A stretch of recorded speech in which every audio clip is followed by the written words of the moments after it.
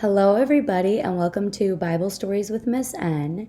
Usually, I read Bible stories from the Bibles that we use in the classroom, but today I wanted to share one of my favorite stories with you guys. So, we're going to read The Tale of Three Trees. Now, a lot of you may have read this book before, but some of you may have not heard it. So, I thought we could read it together because it's one of my favorites. And I like it because it talks about the life of Jesus, but from the point of view of the three trees and how they see Jesus. So as we read this book together, I want you to think about what the trees want to become and what they actually become at the end of the story. So keep that in mind as we read our book today. Once upon a mountaintop, three little trees stood and dreamed of what they wanted to become when they grew up. The first little tree looked up at the stars, twinkling like diamonds above him. "I want to hold treasure," he said. "I want to be covered with gold and filled with precious stones. I will be the most beautiful treasure chest in the world." The second little tree looked out at the small stream trickling by on its way to the ocean. "I want to become a strong sailing ship," he said. "I want to travel mighty waters and carry powerful kings. I will be the strongest ship in the world." The third little tree looked down into the valley below, where busy men and busy women worked in a busy town. "I don't want to leave this mountaintop at all," she said. "I want to grow so tall that when people stop to look at me, they will raise their eyes to heaven and think of God. I will be the tallest tree in the world." Years passed. The rains came, the sun shone, and the little trees grew tall. One day, three woodcutters climbed the mountain. The first woodcutter looked at the first tree and said, "This tree is beautiful. It is perfect for me." With a swoop of his shining axe, the first tree fell. "Now I shall be made into a beautiful chest," thought the first tree. "I shall hold wonderful treasure." The second woodcutter looked at the second tree and said, "This tree is strong. It is perfect for me." With a swoop of his shining axe, the second tree fell. "Now I shall sail mighty waters," thought the second tree. "I shall be a strong ship fit for kings." The third tree felt her heart sink when the last woodcutter looked her way. She stood straight and tall and pointed bravely to heaven. But the woodcutter never even looked up. "Any kind of tree will do for me," he muttered. With a swoop of his shining axe, the third tree fell. The first tree rejoiced when the woodcutter brought him to a carpenter's shop. But the busy carpenter was not thinking about treasure chests. Instead, his work-worn hands fashioned the tree into a feed box for animals.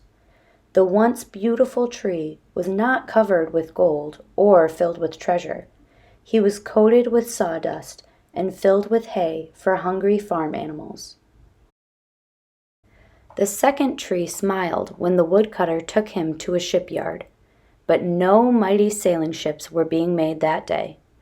Instead, the once strong tree was hammered and sawed into a simple fishing boat. Too small and too weak to sail an ocean or even a river, he was taken to a little lake. Every day he brought in loads of dead, smelly fish. The third tree was confused when the woodcutter cut her into strong beams and left her in a lumber yard. "What happened?" the once tall tree wondered. "All I ever wanted to do was stay on the mountaintop and point to God."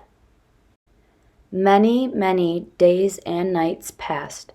The three trees nearly forgot their dreams.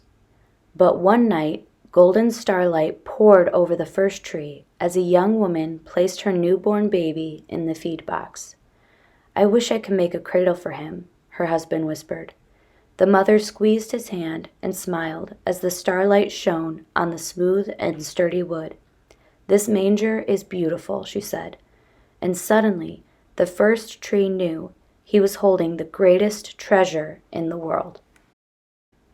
One evening, a tired traveler and his friends crowded into the old fishing boat. The traveler fell asleep as the second tree quietly sailed out into the lake.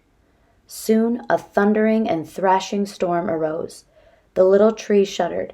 He knew he did not have the strength to carry so many passengers safely through the wind and rain. The tired man awakened. He stood up, stretched out his hand, and said, "Peace." The storm stopped as quickly as it had begun, and suddenly the second tree knew he was carrying the King of heaven and earth. One Friday morning, the third tree was startled when her beams were yanked from the forgotten woodpile. She flinched as she was carried through an angry, jeering crowd. She shuddered when soldiers nailed a man's hands to her. She felt ugly and harsh and cruel. But on Sunday morning, when the sun rose and the earth trembled with joy beneath her, the third tree knew that God's love had changed everything. It had made the first tree beautiful. It had made the second tree strong.